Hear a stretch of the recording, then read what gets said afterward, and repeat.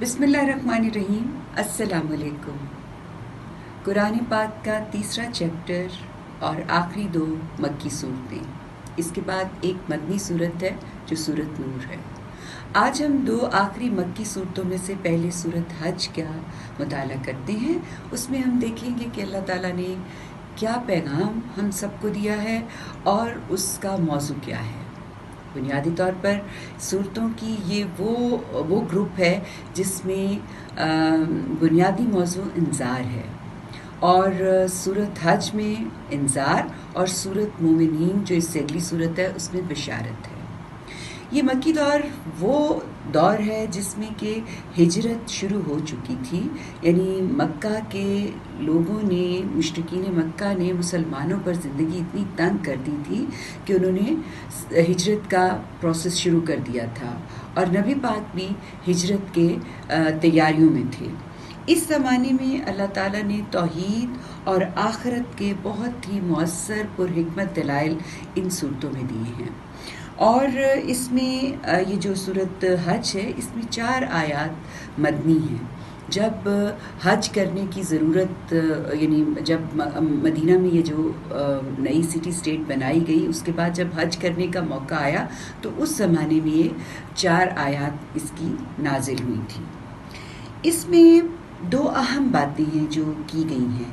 ایک یہ کہ اہل قریش کو یہ کہا گیا کہ خانہ کعبہ کی تعمیر حضرت ابراہیم علیہ السلام نے کیا صرف ان کے متولیوں کے لیے کی تھی، یعنی جو خانہ کعبہ کی حفاظت کر رہے ہیں، کیا یہ گھر صرف ان کے لیے تعمیر کیا گیا تھا، یا جو بھی اس میں آ کے اللہ کی عبادت کرنا چاہے یہ اس کے لیے ہے؟ تو ایسی صورت میں اگر اہل مکہ کی کسی کے ساتھ لڑائی ہو جائے گی تو کیا وہ کسی کو حج کرنے نہیں آنے دیں گے؟ اس کا جواب اللہ تعالیٰ نے اس میں دیا ہے۔ اور دوسری اس میں جو اہم بات ہے وہ یہ ہے کہ یہ گھر اللہ تعالیٰ کا حضرت ابراہیم علیہ السلام نے کس نیت سے بنایا تھا۔ یہ توحید کا مرکز تھا، اور اس میں مشرکین مکہ نے شرک کی ضلالت بھر دی تھی، تو اس کو ختم کرنے کا ہر صورت میں حکم تھا۔ تو یہ 2 باتیں اللہ تعالیٰ نے اس میں بڑے اچھے اور واضح انداز میں بیان کی۔ اس کے بعد اس میں جو کچھ معاملات سٹیپ بائی سٹیپ بیان کیے گئے ہیں، ان میں سے ایک تو یہ ہے کہ ابتدا میں جو مخالفین قرآن ہیں اور جو رسالت کی نیگیشن کر رہے ہیں، ان اور جو قیامت کو بھی ماننے سے انکار کر رہے ہیں، ان کو چند باتیں بتائی گئی ہیں، یعنی ان کو بڑے اچھے طریقے سے تنبیہ کی گئی ہے، انذار کیا گیا ہے کہ اگر وہ انکار کر رہے ہیں تو اس کو بھگتنے کے لیے بھی تیار ہو جائیں۔ پھر اس کے بعد ان کو یہ کہا گیا ہے، جو کہ اللہ تعالیٰ جب بھی پیغام دیتے ہیں تو وہ یہ بات کہتے ہیں کہ آپ کو اگر سمجھ نہیں آ رہی تو آپ اپنے اندر جھانکو، ارد گرد جو کائنات میں نشانیاں پھیلی ہیں ان نشانیوں کو دیکھو اور خدا کی صفات کو جانو، تو تمہیں خود بخود پتہ چل جائے گا کہ توحید کیوں ضروری ہے، آخرت کیوں ضروری ہے۔ یہ خدا کی جو صفات ہیں، صفات الہی، جو اس کی رحمان اور رحیم ہونے کے ساتھ ساتھ اس نے فیصلہ بھی کرنا ہے، اس فیصلے کرنے کے لیے یہ ضروری ہے کہ وہ قیامت برپا کرے۔ یہ بھی اس میں اس کی صفات کے حوالے سے اس کا بیان ہے، اور اس کے علاوہ مسلمانوں کو اس میں تسلی دی ہے کہ جہنم ہمیشہ شرک کرنے والے لوگوں سے بھرا جائے گا۔ جہنمی وہ لوگ ہوں گے جو خدا کو نہ مان کے کفر پہ اور شرک پہ کھڑے ہوں گے، جبکہ ماننے والے اور ایمان والوں کے لیے جنت کے دروازے کھلے ہوں گے۔ یعنی یہ 2 باتیں علیحدہ علیحدہ کر کے مسلمانوں کو تسلی دیتے ہوئے بتائیں، اور نبی پاک کو تسلی دیتے ہوئے یہ بتایا کہ یہ تزکیہ اور تطہیر کا عمل، اور اس کے علاوہ مسلمانوں کو اس میں تسلی دی ہے کہ جہنم ہمیشہ شرک کرنے والے لوگوں سے بھرا جائے گا۔ جہنمی وہ لوگ ہوں گے جو خدا کو نہ مان کے کفر پہ اور شرک پہ کھڑے ہوں گے، جبکہ ماننے والے اور ایمان والوں کے لیے جنت کے دروازے کھلے ہوں گے۔ یعنی یہ 2 باتیں علیحدہ علیحدہ کر کے مسلمانوں کو تسلی دیتے ہوئے بتائیں، اور نبی پاک کو تسلی دیتے ہوئے یہ بتایا کہ یہ تزکیہ اور تطہیر کا عمل ہے۔ تزکیہ کا مطلب ہے کہ پاک کرنا، اور تطہیر کا مطلب ہے کہ ناپاک اور پاک کو علیحدہ علیحدہ کرنا۔ تو یہ اس عمل سے سے گزر رہے ہیں اس وقت، اگر یہ عمل وہ عمل ہے جس میں مومنین بہترین حالت میں اپنی ایمان کے ساتھ آگے آئیں گے، اور جو منکرین ہیں وہ بھی اپنی انتہا کی ضلالت کی حالت میں سامنے کھڑے ہو جائیں گے، یعنی طیب اور ناپاک بالکل علیحدہ علیحدہ ہو جائیں گے۔ تو اس میں اللہ تعالیٰ نے جو یہ اس کے باوجود اینڈ تک مطالبہ کیے جا رہے ہیں کہ ہمیں دکھاؤ کون سی قیامت آنے والی ہے، تو اگر اللہ تعالیٰ اس قیامت کو لانے میں مہلت دے رہے ہیں تو یہ بھی اللہ تعالیٰ کی صفات ہیں کہ وہ رحمان ہے، وہ رحیم ہے، وہ قہار ہونے میں جلدی نہیں کرتا، وہ رحمانیت اور رحیم ہونے میں ہمیشہ جلدی کرتا ہے۔ تو یہ ساری باتیں کفار کے سامنے، اس مشرکین مکہ کے سامنے اس صورت میں رکھ دی گئی ہیں، اور آخر میں نبی پاک کے ذریعے نبی پاک کو بھی کہا گیا، مسلمانوں کو بھی کہا گیا کہ وہ عبادت اور جہاد کی تیاری کر لیں، کیونکہ اب انہوں نے ہجرت کرنی تھی، مکہ میں جانا تھا، اور انہیں پتا تھا کہ اب جنگیں شروع ہونی ہیں، تو اللہ تعالیٰ نے انہیں یہ کہا کہ وہ عبادت کو اپنا شعار بنائیں اور جہاد کی تیاری کریں۔ یہ سارے معاملات چل رہے ہیں، اور اس میں ہم دیکھتے ہیں کہ جو ہم نے آیت آج پڑھنے کے لیے سلیکٹ کی ہے اس میں ہمارے لیے کیا پیغام ہے۔ جو آیات ہم نے اس میں سلیکٹ کی ہیں وہ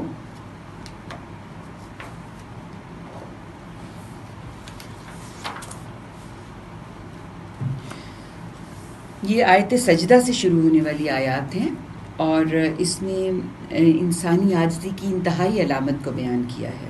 کہا ایمان والو، بسم اللہ الرحمن الرحیم، ایمان والو ان کا عہد تمام ہوا، اب تمہارا دور شروع ہو رہا ہے، یعنی یہ شرک کرنے والوں کا، یعنی جو مکہ کے لوگ تھے، ان کا عہد تمام ہوا، اب یہ تمہارا شروع ہو رہا ہے، رکوع اور سجود کرو۔ رکوع اور سجود انسانی عاجزی کی آخری حالت ہوتی ہے، تو وہ یہ کہا گیا کہ اس طرح سے اب تیاری کرو کہ رکوع اور سجود کرو، یعنی نماز کی پابندی کی طرف لے کے آیا جا رہا ہے، اور اپنے پروردگار کی بندگی کرو۔ بندگی کیا ہے؟ اطاعت کرو، اس کی عبادت کرو، اور نیکی کے کام کرو تاکہ تم فلاح پاؤ۔ نیکی کے کام یہی نہیں ہیں جو فرض کیے گئے ہوتے ہیں، نیکی کے کام زندگی کو سنوارنے والے وہ عمل ہوتے ہیں جو آگے تک ہمارے کام آتے ہیں۔ تو کہا مزید یہ کہ اپنے منصب کی ذمہ داریوں کو پورا کرنے کے لیے اللہ کی راہ میں جد و جہد کرو، جیسا کہ جد و جہد کرنے کا حق ہے۔ اس نے تمہیں چن لیا ہے، اور جو شریعت تمہیں عطا فرمائی ہے اس میں تم پر کوئی تنگی نہیں رکھی۔ تمہارے باپ ابراہیم کی ملت تمہارے لیے پسند فرمائی ہے، اسی نے تمہارا نام مسلم رکھا تھا، اس سے پہلے اور اس قرآن میں بھی تمہارا نام مسلم ہے، اس لیے چن لیا ہے کہ رسول تم پر اس دین کی گواہی دے، اور دنیا کے سب لوگوں پر تم اس کی گواہی دینے والے بنو۔ سو نماز کا اہتمام رکھو۔ نماز کا اہتمام نیاز مندی، عاجزی اور بہت ہی دل جمی کے ساتھ ہوتا ہے، جس میں آپ اپنی صرف اپنے آپ کو نہیں جھکاتے، آپ کا دل بھی جھکا ہوتا ہے۔ تو کہا نماز کا اہتمام رکھو اور زکوٰۃ ادا کرتے رہو۔ نماز آپ کو خدا سے جوڑے گی، اور زکوٰۃ آپ کو انسانوں سے جوڑے گی، اور اللہ کو مضبوط پکڑو۔ کیا؟ اللہ کی ہدایت، یعنی جو کتاب آپ کو ملی ہے اس کو مضبوطی سے پکڑو، جو شریعت آپ کو دی گئی ہے اس کے اوپر قائم ہو، مضبوطی سے اس کو پکڑو، وہی تمہارا مولا ہے۔ سو کیا ہی اچھا مولا ہے اور کیا ہی اچھا مددگار ہے۔ یہ ہم نے سورۃ حج میں دیکھا کہ اللہ تعالیٰ نے ہمارے لیے کیا کیا باتیں بیان کی ہیں جس پہ عمل کر کے ہم اپنی دنیا اور آخرت کو سنوار سکتے ہیں۔ اب ہم اگلی سورت کی طرف آتے ہیں جو سورت مومنین ہے۔ یہ سورت گزشتہ سورت کا جوڑا ہے، اور اس میں یہ بھی مکہ کا آخری دور ہے اور شدید کشمکش کا دور ہے، اور اس میں بنیادی طور پر جو دعوت دی گئی ہے وہ اتباع رسول کی دی گئی ہے۔ اتباع رسول کیا ہے؟ رسول کی اصل میں ہمارے پہ حق کیا ہے؟ یہ ایک بڑی امپورٹنٹ چیز ہے کہ اللہ تعالیٰ نے جو رسول آخری شریعت دے کے بھیجے، ہم ان کے امتی ہیں، تو ہم پہ ان کے حق کیا ہیں؟ یعنی ہم ان پہ ایمان لائیں، ان کی اطاعت کریں، ان کی اتباع کریں، ان سے محبت کریں اور تعزیر و توقیر کریں، یعنی دین پھیلائیں اور ان کی بلند حیثیت کو تسلیم کریں۔ یہ اس کا سارا اس میں بیان کیا ہے۔ اور جو نبی پاک کی دعوت پہ مختلف اعتراضات مشرکین مکہ نے کیے تھے ان کو بھی بتایا ہے، ان کے جواب دیے ہیں، اور بہت ساری گزر جانے والی امتوں کے قصے بیان کیے ہیں جس میں وہ جو انبیاء توحید اور آخرت کی دعوت دیتے رہے ہیں ان کے بارے میں بھی بات کی ہے۔ یہ یاد رکھیں کہ جتنے بھی انبیاء آتے رہے ہیں، جو بھی رسول اس دنیا میں آتے رہے ہیں، وہ سارے کے سارے تین بنیادی دین کی باتیں ہمیں کہتے تھے، جس میں پہلے توحید، دوسری آخرت، دوسری رسالت اور تیسری آخرت۔ یہ تینوں چیزیں وہ اپنی امتوں کے سامنے رکھتے تھے۔ تو جن قوموں نے اس طرح سے ان باتوں پہ رسولوں کا انکار کیا تو ان کا انجام بھی اس میں رکھ دیا گیا کہ پھر وہ بالآخر تباہ ہوئی۔ بتایا کہ تمام انبیاء ایک ہی دین لے کے آتے رہے۔ اور اس کے ساتھ ساتھ اس میں ایک بڑا اہم موضوع جو ڈسکس ہوا ہے وہ یہ ہے کہ یہ جو آسودگی اور خوشحالی ہوتی ہے، یہ جو اللہ کی طرف سے رزق کی فراوانی ہوتی ہے، یہ اس بات کی نشانی نہیں ہوتی کہ یہ لوگ بہتر لوگ ہیں اور یہ وہ لوگ ہیں جو راست بازی پہ ہیں یا اصل کامیاب لوگ ہیں۔ نہیں، اللہ تعالیٰ نے یہ دنیا امتحان کے لیے بنائی ہے اور اس میں یہ دے کے اللہ تعالیٰ آزماتے ہیں، اور کفار کو جو دیا ہوا ہے وہ ان کے لیے ڈھیل ہے، لیکن آخری فتح یہ ہمیشہ اسی کی ہوتی ہے جو حق پہ ہوتا ہے، اور انبیاء کے زمانے میں لوگوں نے اس کو ایکسپیرینس کیا تھا۔ یہ صورت بشارت کی صورت ہے، تو یہ شروع ہی اہل ایمان کو بشارت دینے کے ساتھ ہوتی ہے، اور اس میں یہ بھی کہا گیا کہ جو لوگ نشانیاں مانگتے ہیں نا اور جو معجزات مانگ رہے ہیں ان کو کہا گیا کہ وہ اپنی کان، آنکھ، دل، دماغ سے کام لیں تاکہ ان کو پتہ چلے کہ اللہ کی نشانیاں تو ہر جگہ موجود ہیں، ہر لمحے آپ کے سامنے آ جا رہی ہیں، لیکن آپ نے اپنی آنکھ، کان، دل، دماغ سب کو بند کیا ہوا ہے۔ تو یہ اس کی طرف آئیں، اور جو یہ صورت ہے جہاں پہ اس کا خاتمہ ہوتا ہے، اس میں اللہ تعالیٰ نبی پاک کو فرماتے ہیں کہ جو ابھی بھی عذاب کا مطالبہ کر رہے ہیں یا تمہیں تنگ کر رہے ہیں ان سے گریز کرو، اور تم اپنی، کیونکہ آخری فتح تمہاری ہونے والی ہے، اور تم ان سے گریز کرتے ہوئے خدا سے وہ عذاب جو ان کے اوپر آنے والا ہے اس کی پناہ مانگو۔ یہ ساری چیزیں ہیں جو اس میں بیان کی گئی ہیں۔ ہم اس میں سورت کی ابتدا جس میں بشارت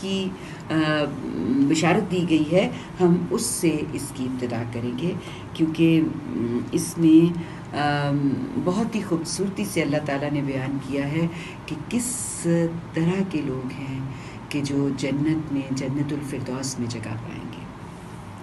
بسم اللہ الرحمن الرحیم۔ اپنی مراد کو پہنچ گئے ایمان والے، یعنی انہوں نے جنت پا لی، جو اپنی نمازوں میں عاجزی کرنے والے ہیں، یعنی صرف ان کا جسم نہیں جھکا، ان کے دل بھی جھکے ہوئے ہیں، ان میں عاجزی ہے، اس میں نیاز مندی ہے۔ یہ وہ لوگ ہیں جو فلاح پا گئے، جن کو مراد مل گئی۔ اور کون سے لوگ؟ جو لغویات سے دور رہنے والے ہیں۔ لغویات کیا ہے؟ فضول اور بے مقصد، جس کا کوئی مقصد نہ ہو، جو لغویات سے دور رہنے والے ہیں، اور جو زکوٰۃ ادا کرنے والے ہیں، یعنی وہ بندوں کے ساتھ جڑنے والے ہیں۔ زکوٰۃ ہمیں بندوں سے جوڑتی ہے نا۔ اور اپنی شرمگاہوں کی حفاظت کرنے والے ہیں، اپنی بیویوں اور لونڈیوں کے سوا۔ یعنی لونڈیوں کا زمانہ تو اب ختم ہو گیا ہے، لیکن یہ جس زمانے کی آیات ہیں اس زمانے میں یہ لونڈیاں موجود تھیں، اس لیے اس کا بھی ذکر کیا گیا ہے۔ اپنی بیویوں اور لونڈیوں کے سوا، کہ ان کے بارے میں ان پر کوئی ملامت نہیں۔ ہاں، جو ان کے علاوہ چاہیں تو وہی ہیں جو حد سے بڑھنے والے ہیں اور جو اپنی امانتوں اور عہد کا پاس رکھنے والے ہیں۔ یعنی جو امانتیں ہیں نا وہ صرف یہی نہیں جو کسی نے ہمارے پاس رکھوا دی ہیں، امانتیں وہ بھی ہیں جو ہماری صلاحیتیں ہیں، جو اللہ نے ہمیں قوتیں دی ہیں، یہ سب ہماری امانتیں ہیں، اللہ نے جس کے بارے میں ہم سے پوچھنا ہے اور ہم نے ان کی حفاظت کرنی ہے۔ اور اسی طرح اپنے عہد کا پاس کرنے والے، یعنی صرف یہ عہد نہیں جو ہم ڈے ٹو ڈے لائف میں کرتے ہیں، جو اللہ سے بھی عہد کیا ہوا اور جو ہماری شریعت کا اور رسولوں کے ساتھ عہد ہے اس کا بھی پاس کرنے والے، اور جو پھر دوبارہ کہا ہے اور جو اپنی نمازوں کی حفاظت کرنے والے۔ نماز دین کا بنیادی تقاضا ہے، نماز کے بغیر آپ مسلمان ہونا ثابت نہیں کر سکتے۔ تو نمازوں کی جو حفاظت کرتے ہیں، شروع میں بھی کہا اور اب اس بات کو ختم کرتے ہوئے کہا کہ وہ فلاح پا گئے، وہی مالک ہونے والے ہیں جو فردوس کے مالک ہوں، وہی مالک ہونے والے ہیں جو فردوس کے مالک ہوں گے، یعنی جنت کے مالک ہوں گے، وہ اس میں ہمیشہ رہیں گے۔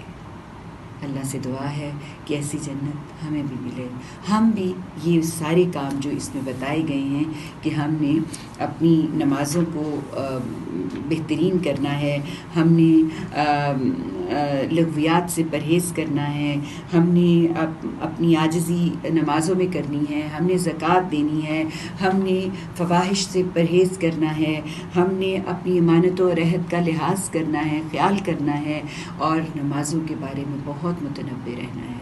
اللہ ہمیں توفیق دے کہ ہم ان ساری باتوں پہ اسی طرح عمل کریں جس طرح کہ اللہ ہم سے چاہتے ہیں، تاکہ ہم بھی اس جنت کو پا سکیں جس کا یہاں پہ وعدہ کیا جا رہا ہے۔ وآخر دعوانا الحمد للہ رب العالمین۔ انشاءاللہ اب ہم اگلی سورت نور کا مطالعہ کل کریں گے۔ اللہ نے کے